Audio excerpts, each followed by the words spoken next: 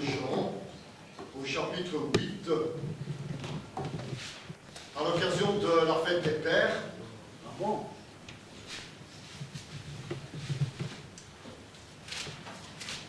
Un texte qui se trouve dans Jean chapitre 8, versets 38 à 49. C'est le verset 42 qui va retenir notre attention pour la méditation. Et je voulais donner un peu de contexte pour que l'on puisse comprendre pourquoi ce texte a été écrit. Et pour l'introduire, Jésus était en train de montrer qu'il était le Sauveur et qu'il venait de Dieu. Ça ne plaisait pas aux sacrificateurs et alors il les a un petit peu maltraités en leur disant que s'ils ne le reconnaissaient pas, eh bien, il n'était pas de la descendance d'Abraham. Et il se proclamait lui-même fils de Dieu. Du coup, les sacrificateurs et les scribes et tous les hommes de religion étaient très fâchés. Alors, ils ont essayé de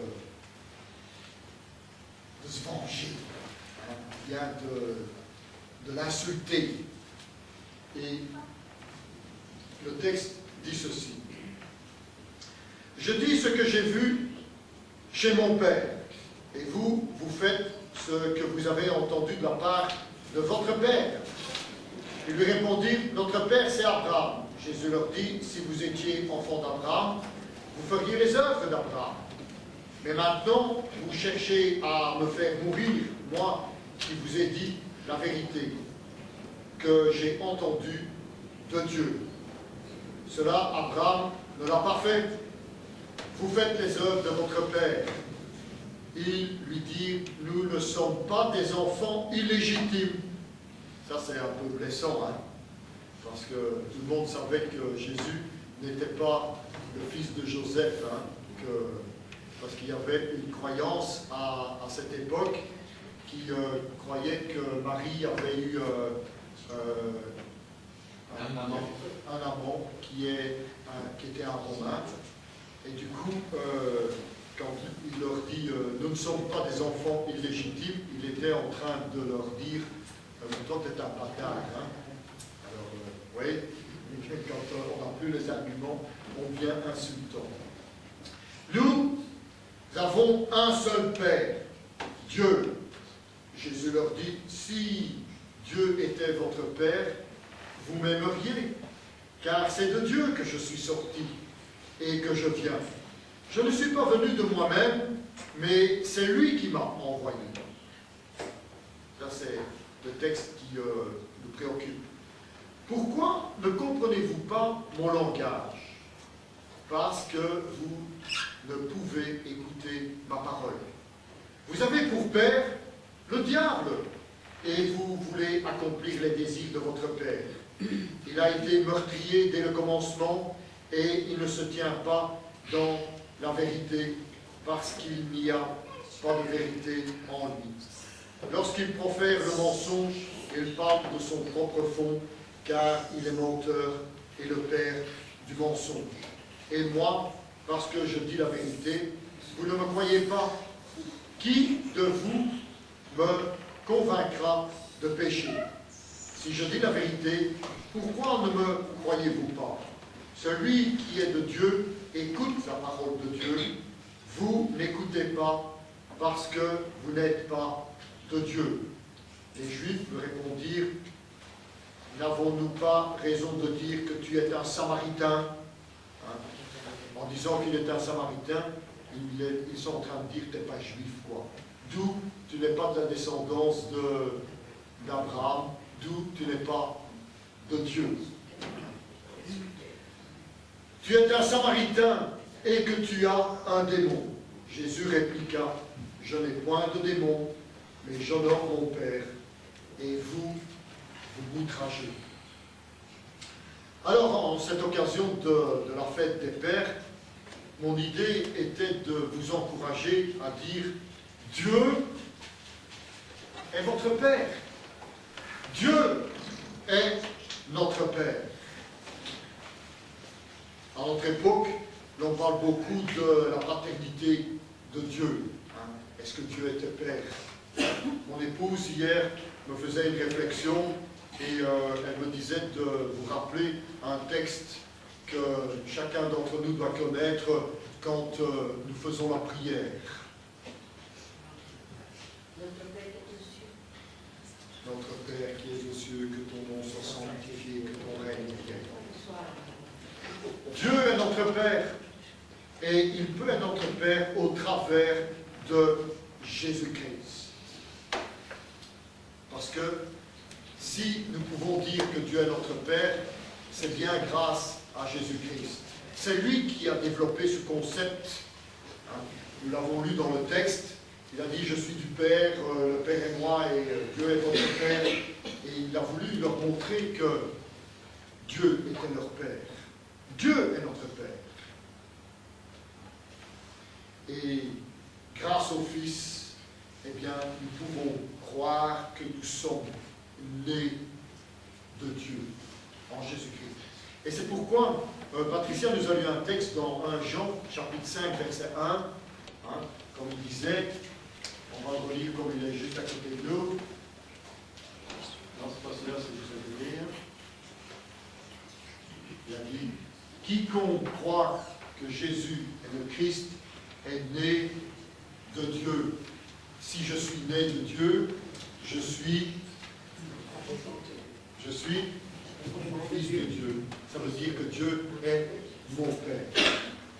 Alors, aimer le Fils est l'évidence que nous sommes sous la paternité de Dieu. Alors, comment pouvons-nous, par cet amour, montrer que Dieu est notre Père? 5 choses. D'une part, par l'évidence de notre appartenance. Nous appartenons à Dieu, nous sommes fils de Dieu, nous ne sommes pas des bâtards, hein, comme on veut nous faire croire. Grâce à Jésus-Christ, nous sommes fils de Dieu parce que nous nous sommes convertis. Nous l'avons accepté comme notre Père et Seigneur. Parce que nous sommes transformés, nous ne sommes plus que nous étions. Nous appartenons à Dieu parce que nous sommes une nouvelle créature en Jésus-Christ. Nous sommes à l'image de Dieu. Par la plénitude de l'Esprit qui habite en nous. Une fois que nous sommes nés de nouveau, une fois que nous sommes nés de Dieu, nous sommes remplis du Saint-Esprit. Nous sommes habités par Dieu. Et vous savez, on reconnaît souvent les enfants hein, parce qu'ils n'arrêtent pas de faire les mêmes choses que leur père ou que leur mère. Et en l'occurrence, ils font des choses comme leur père. Ils les imitent. Et nous les imitons aussi. La deuxième évidence qui nous montre que nous sommes du Père, c'est par la réception de sa parole. On écoute la parole de Dieu. Combien de fois je n'ai pas entendu mes enfants lâcher les expressions que je lâche, hein, que je dis. L'autre jour, il y a ma femme qui me dit comme ça, hein, parce qu'il y avait Gabriela qui a dit écoute, je ne sais pas tout faire, hein, j'ai 2 mains. Hein. Je dis mais où est-ce qu'elle est allée chercher ça? On me dit mais ta bouche, tu n'arrêtes pas de dire ça après 5 minutes. Mais c'est vrai, on répète la parole de Dieu. La parole de Dieu qui habite en nous, elle habite en nous. Sous quelle forme? Par son amour, par l'amour que le Christ a manifesté et a développé. Parce qu'on se laisse convaincre par la parole de Dieu. En mettant en pratique la parole que Dieu nous a donnée, nous sommes du Père. Parce que nous finissons par croire comme le Père et à vivre comme le Père. En laissant la parole être la source de notre bien-être, Dieu nous dit en permanence, dans l'Ancien Testament comme dans le Nouveau. J'ai encore lu un texte hier, lorsque l'on faisait une méditation avec des frères, une parole qui nous disait que Dieu nous a donné ses commandements pour que nous les pratiquions afin que nous ayons le bonheur. Dieu veut notre bien-être. Et c'est pourquoi il nous donne des alliances. Et nous avons une alliance avec Jésus-Christ, la nouvelle alliance,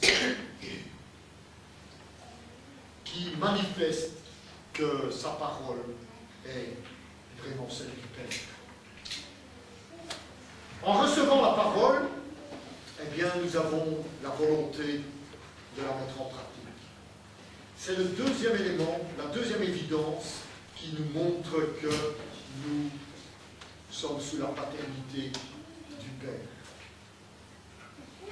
La troisième, c'est par l'exaltation d'être dans sa compagnie.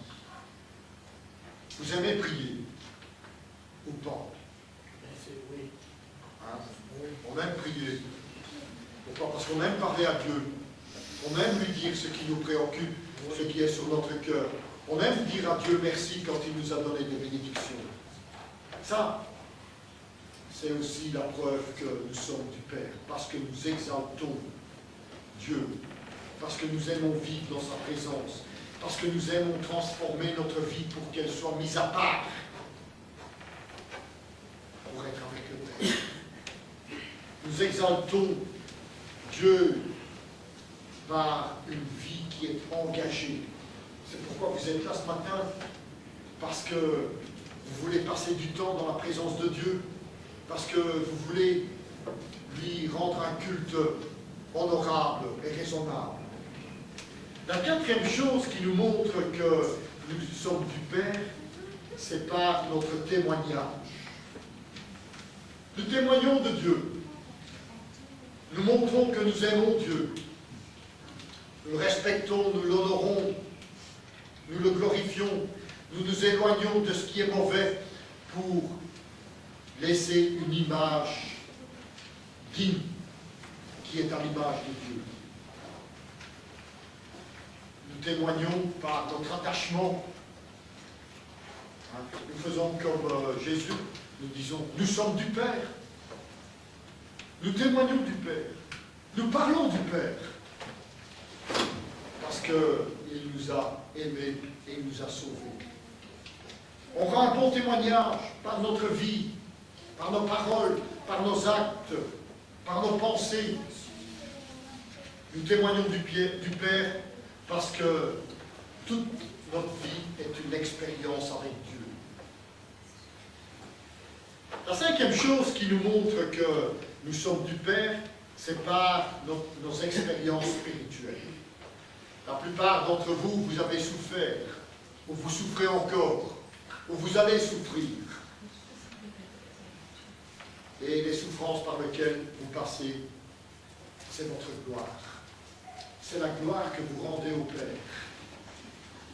Comme Christ a souffert, il l'a fait pour Dieu, afin que quiconque croit en lui ne périsse point, mais qu'il ait la vie éternelle. Nos souffrances sont l'expression de notre vie spirituelle. Parce que nous grandissons dans la foi, comme nous l'avons vu ce matin. Nous développons, nous manifestons la puissance de Dieu qui vit en nous. En suivant l'éducation que Dieu nous a préparée. Dieu est là comme un pédagogue, comme un professeur, comme un père qui est là pour nous élever, afin que nous devenions un bon enfant de Dieu, digne de lui. Parce que nous mettons en pratique tout ce qu'il a préparé d'avance pour nous. Les bonnes œuvres, notre vie, elle est là, elle est faite pour plaire à Dieu. Quand nous témoignons que nous sommes un enfant de Dieu et que Dieu est notre Père, eh bien, notre vie a du sens. Nous savons pourquoi nous sommes sur cette planète. Pour rendre gloire à Dieu. sous toutes ses formes. Pas uniquement en venant à l'église, en parlant de lui, en lisant la Bible, en priant. Dans tout ce que nous faisons, nous rendons gloire à Dieu. Et ça, c'est l'évidence de notre appartenance, de notre appartenance au Père. Ces 5 caractéristiques font de nous des enfants de Dieu en Jésus-Christ. Voulez-vous en être? Si oui, eh bien, en sachant que Dieu est pour vous tous, qu'il est votre Père et qu'il a réservé une vie abondante. Si vous confiez en lui, vous appuyez en lui, vous en remettez à lui, le Seigneur témoignera en permanence qu'il est votre Père. Et nous pourrons avoir cette promesse rassurante que Jésus-Christ a dit, « Je suis avec vous tous les jours jusqu'à la fin de la vie. » Nous aurons un Père qui ne meurt jamais. Et ça, c'est encourageant. Remettons-nous en lui. Père, nous te rendons grâce que tu es notre Père céleste, en qui nous pourrons nous appuyer. Aide-nous, en tant que Père, à faire la même chose envers nos enfants, afin qu'ils puissent sentir l'amour que nous avons pour eux, comme nous ressentons l'amour que tu as pour nous. Qu'à toi soit la gloire, dans le nom de Jésus. Amen.